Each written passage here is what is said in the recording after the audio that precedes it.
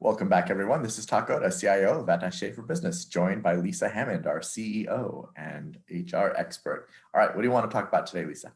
What I want to talk about today, is people leaving the company. Okay.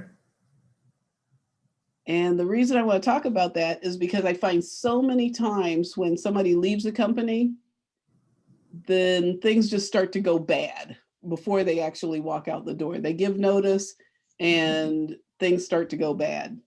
For example, they give notice and all of a sudden things start getting pulled from them. The manager then has somebody else do their work, and then they're feeling devalued, and it's like, why am I still here for the next 2 weeks if I'm not going to have work? Right. The other thing that happens is what I call the going off to college syndrome.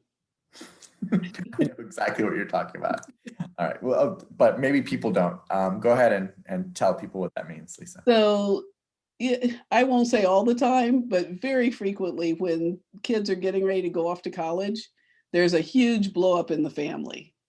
And the kid's like, I didn't want to be here anyway. I'm so glad I'm not going to be here. And the parents are like, yeah, we're glad you're leaving too. So right. Good riddance. Yeah. And it's subconscious, right? Because like they don't actually feel that way. It's just like their way of making themselves feel a little bit better about something you feel terrible about.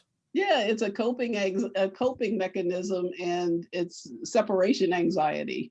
And so for them, it's a rationalization of, I don't want to be here. I don't want you here. Good, we're separating. Right, right. And prefer to focus on that kind of pain. Right. The sadness, right? Yeah, exactly. It's human nature. Yeah. So, employees do the same thing and managers do the same thing. Right, okay. That makes a lot of sense. And I've seen it a lot. I don't know if those of you have.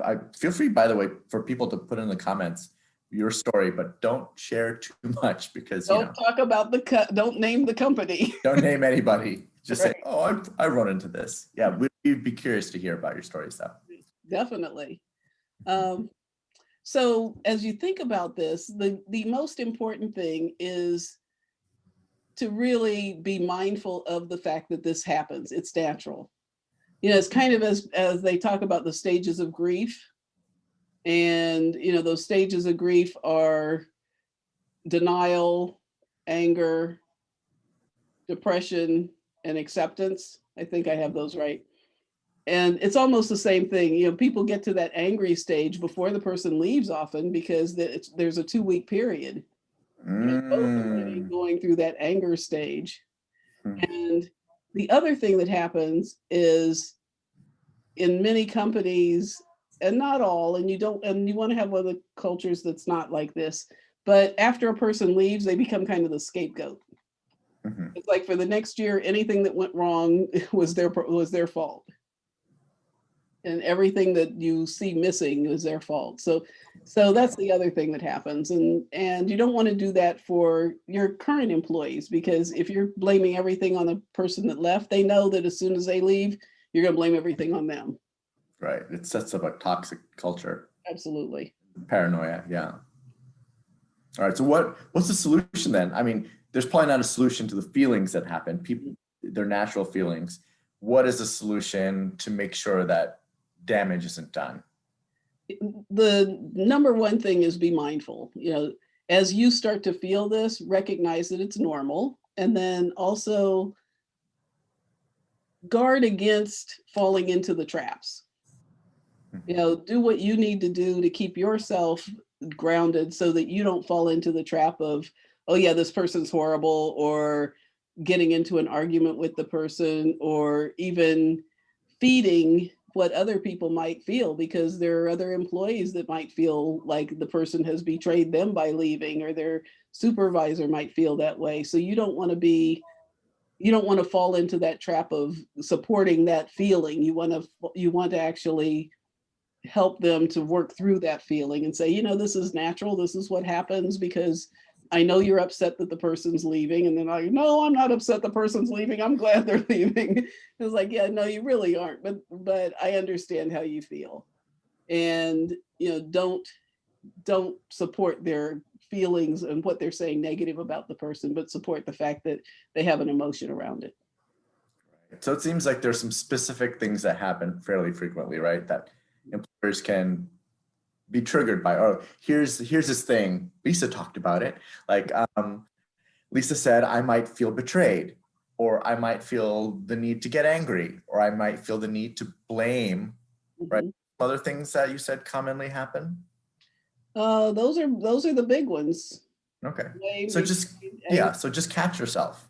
Just know that it'll probably happen and yeah, catch yourself. absolutely. And the other thing is, even if the person badmouths you or the company as they're going out the door, embrace them and tell them how important they were, and really try to pump up their ego, and say, and the more angry they are as they're going out the door, probably the more when you say how important they were in the Mm, company and how much they meant to you, then it's probably going to impact them more. They're going to be like, oh, right. Yeah. you Yeah. know, Everybody loves that. Yeah. yeah, I can't But believe I mean, they felt that way. yeah, but I think for people who need a more self-serving reason to do this, I mean, you definitely want people to feel good about you when they leave, because they can badmouth you too, right? Absolutely, and your employees will start to badmouth you if you're badmouthing them in some ways. But if you Right. really want a self-serving reason to take the higher ground, it is, you don't want this to show up on Glassdoor.